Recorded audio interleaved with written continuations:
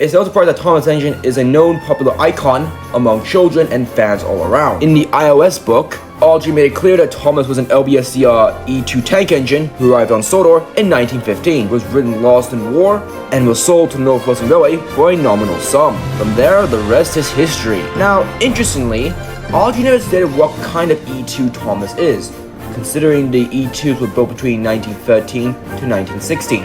So today, we will dive into the mystery behind what E2 or which E2 Thomas could be.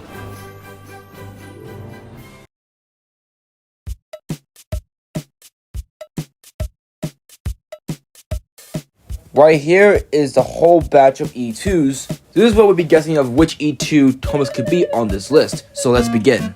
So we'll cross out number 100 to 104. Since they don't have extended side tanks, they have simple tanks, so I'll cross them out. We will also cross out these three, since Thomas was arrived in 1915, and these three were built later on in 1916. And now we have two left, both with the extended side tanks and built the same year of 1915. The only difference is that 105 was built in June and 106 was built in December. But nonetheless, let's explore the candidates, shall we?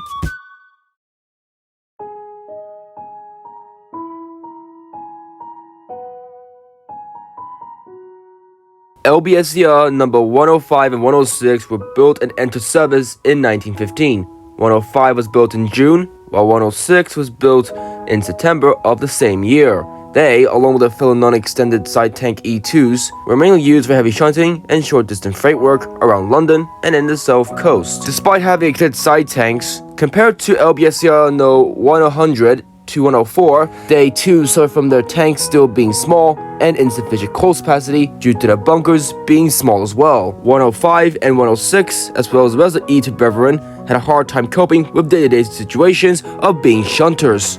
During their lifespans of E2s, 105 and 106 will work at various locations of the United Kingdom when in service, locations such as London, Hiram Hill Marshing Yard, Dover Harbour, Hithirb Green Marshing Yard, and lastly, the dock at Southampton.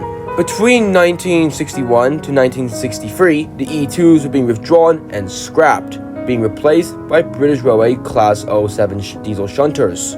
Now, LBSCR number 105 and 106 could definitely fit Thomas, considering both were built in 1915, which is the year Thomas arrived to Sodor, which enforces that Thomas could be either 105 or 106.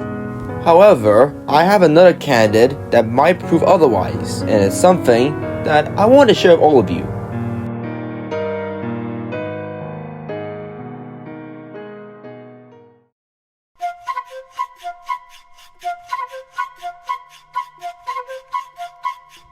Now, this is something that's been going on in my mind for some time, even while I was writing the script and making the video. But nonetheless, here is my theory. Thomas is not a normal E2. Hear me out. So there's a few reasons why I believe Thomas might not be a normal E2, but rather a fictional add-on member of the class. Here is my first reason. My first ever reason stems from what we read from Thomas and Gordon within his own book. The following says, Thomas was a tank engine who lived at a big station.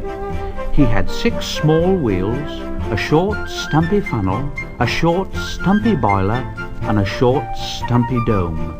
Aside from that, in the books, Thomas is often depicted as a fully functional locomotive, where in real life the E2 struggled with water and coal due to the small tanks and bunkers, and Thomas had none of these struggles. My second reason is that the reason why I don't believe Thomas is a normal E2 and could potentially be a fictional add-on member is because he's depicted as very small compared to the real-life E2s. In real life, the E2s were a lot more bigger in terms of height and were a lot more longer, and Thomas is more short in terms of width and height.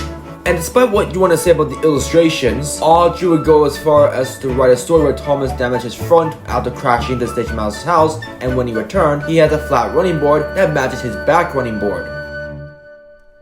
I would also say that him being a fictional add-on member of the E2 makes more sense with his rebuild, because if we look at this by a realistic standpoint, it would only involve covering the wheels and lowering down the tanks more, making maintenance difficult, and of course, making him non-standard.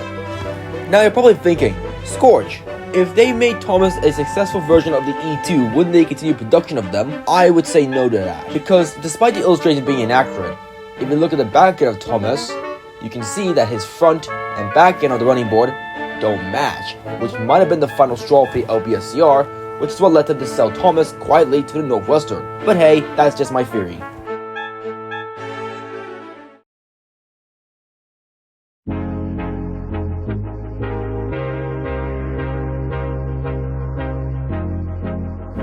To be honest, I don't believe there is really much of a right or wrong answer regarding to what E2 Thomas could be. For all we know, it could be either 105, 106 but got some heavy modifications at Coven's Gate, a fictional add-on member, or perhaps an experimental variant of the E2, but still a fictional add-on member. Now, I believe it's up to anyone on what they really think Thomas could be. Before I leave this video, one thing I want to make clear is that Thomas being a fictional add-on member is just my theory, so just don't take it to heart. You can agree and disagree with me on that. That is okay. This is my own personal theory on what kind of E2 Thomas could be. But what do you guys think? Is he 105, 106, a fictional add-on member, or an experimental? I'll let you guys debate this in the comments. But until then, cheerio, have a good day, and I'll see you all in the next one.